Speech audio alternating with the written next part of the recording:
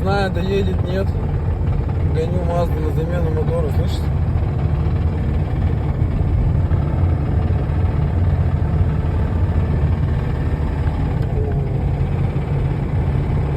Но едет нормально.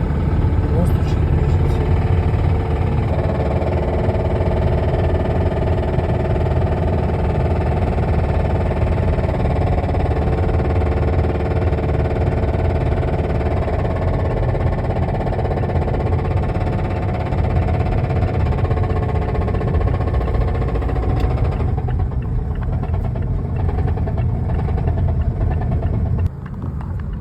Вот сейчас перестала стучать.